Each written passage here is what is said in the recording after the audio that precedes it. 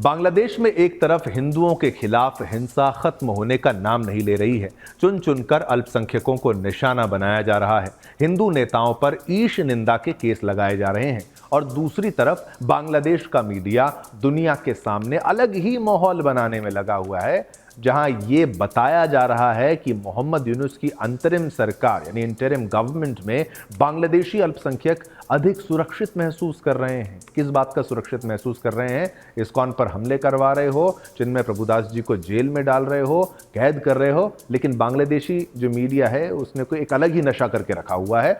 आप अब कुछ ही पलों में आप कुछ बांग्लादेशी मीडिया आउटलेट्स की हेडलाइंस देख पाएंगे, वो भी आपको दिखाने का प्रयास करेंगे ताकि आप देखें कि क्या हो रहा है बांग्लादेशी मीडिया में और क्या वो छाप रहे हैं।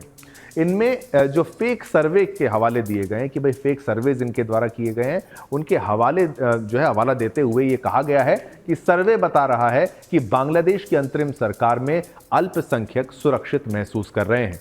हेडलाइन से बिल्कुल ऐसा लग रहा है मानो इस सर्वे में अल्पसंख्यकों से ही पूछा गया हो कि उन्हें बांग्लादेश में सुरक्षित लगता है या नहीं लगता है। लेकिन खबर के अंदर देखने पर पता चलेगा कि यह सर्वे का निष्कर्ष भी बांग्लादेश की बहुसंख्यक आबादी यानी मुसलमानों से पूछ कर दिया गया है।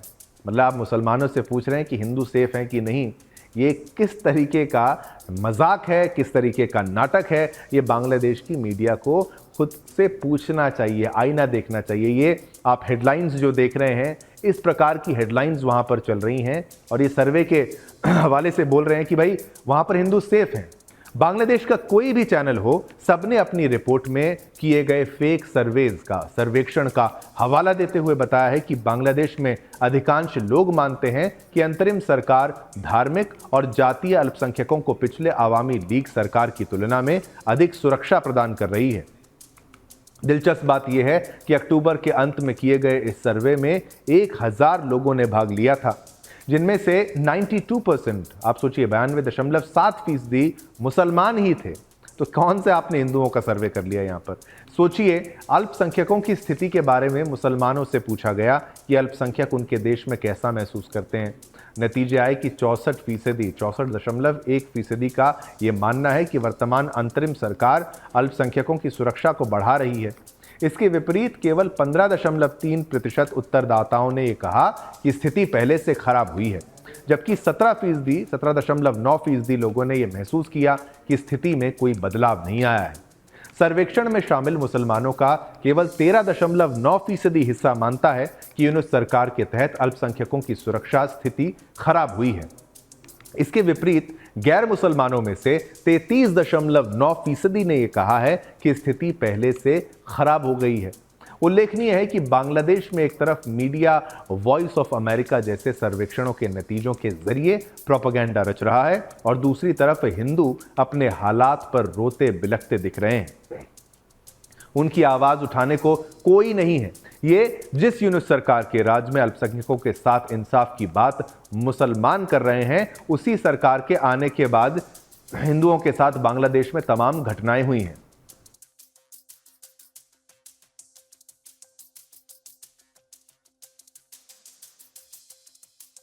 इस्लामी कट्टरपंथियों ने न केवल उनके घरों को जलाया, उनके सामने उनके सामान को लूटा, बल्कि उनकी महिलाओं से उनके सामने बदसलूकी की है।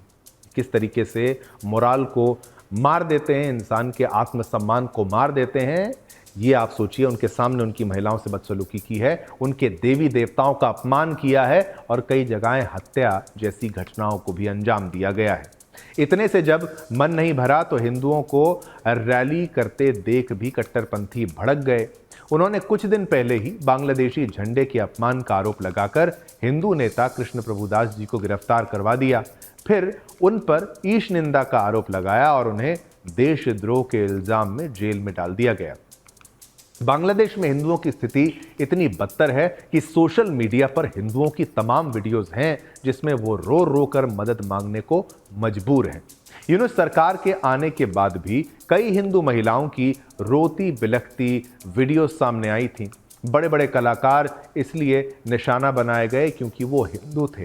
उनके घरों को तबाह कर दिया गया, उन्हें घर छोड़ने पर मजबूर कर दिया गया और जब बात उनके इंसाफ की आई, उन्हें इंसाफ देने की आई, तो यूनुस सरकार ने ये कहकर पल्ला झाड़ लिया कि वो छात्र आंदोलन में शामिल लोगों के खिलाफ कार्रवाई नहीं करेंगे।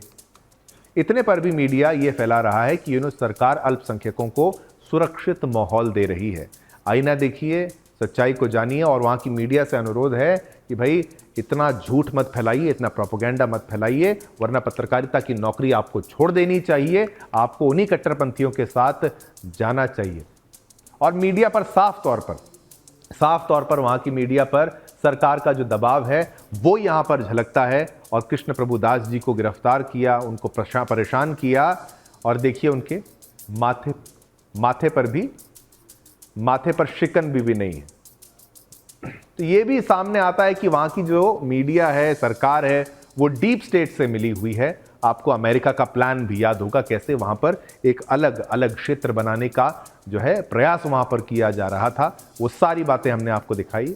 अब आप देखिए आगे।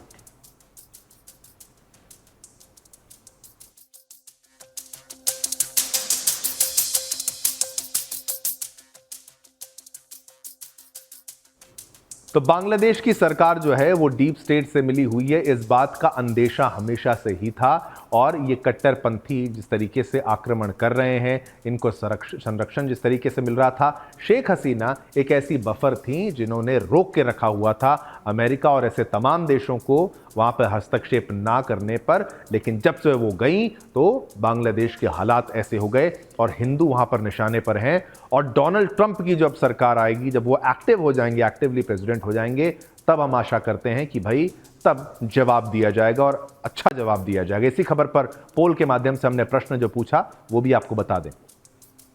हिंदुओं की आवाज दबा रही है बांग्लादेश की मीडिया।